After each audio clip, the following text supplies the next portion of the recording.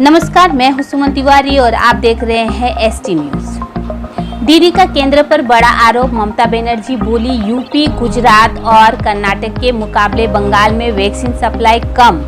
भेदभाव पर चुप कैसे रहे पश्चिम बंगाल की मुख्यमंत्री ममता बनर्जी ने गुरुवार को केंद्र सरकार की वैक्सीन पॉलिसी पर दूसरी बार सवाल उठाए।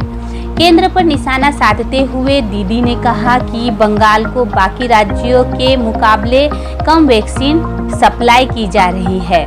ममता ने कहा गुजरात, उत्तर प्रदेश और कर्नाटक को बंगाल के मुकाबले ज्यादा वैक्सीन दी जा रही है। मैं लोगों के बीच भेदभाव नहीं करती, लेकिन बंगाल को जनसंख्या के हिसाब से कम वैक्सीन मिली है। मैं बंगाल के साथ हो रहे भेदभाव को चुपचाप नहीं देख सकती। मैं केंद्र सरकार और प्रधानमंत्री नरेंद्र मोदी से अपील करती हूं कि वे राज्यों के आधार पर भेदभाव न करें।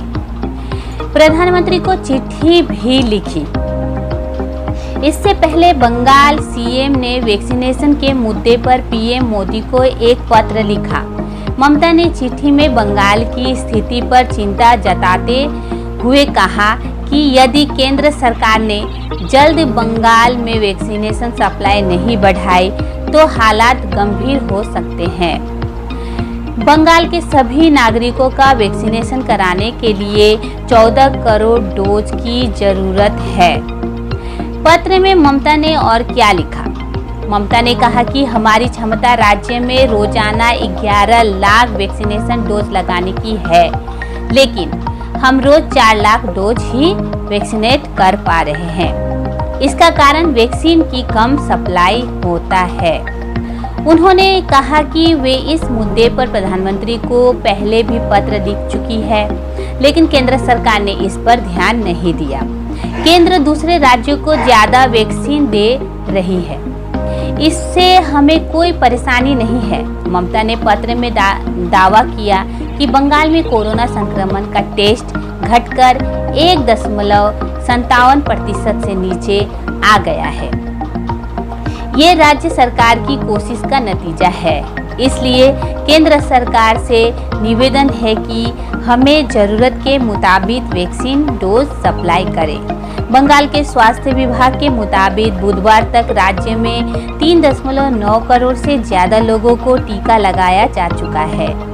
बंगाल बीजेपी की इस मुद्दे पर राय। बंगाल भाजपा के नेताओं ने वैक्सीन की सप्लाई में भेदभाव के आरोपों को खारिज किया है।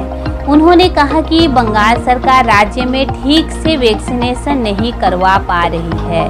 उन्होंने 3 अगस्त को कहा कि राज्य में 30 लाख वैक्सीन का स्टॉक है, लेकिन सरकार उसे आम लोगों को उपलब्ध नहीं करवा पा रही है। इस मुद्दे पर बंगाल बीजेपी चीफ दिलीप घोष के साथ राज्य के भाजपा सांसदों का भी एक दल केंद्रीय स्वास्थ्य मंत्री मनसुख मंडाविया से मिला था।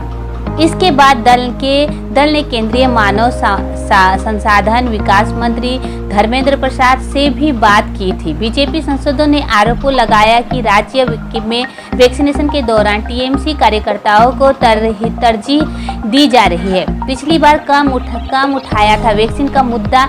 ममता बनर्जी 27 जुलाई को दिल्ली दौरे पर पहुंची थी। उन्होंने राहुल, सोनिया, केजरीवाल सहित विपक्ष के कई नेताओं से मुलाकात की थी।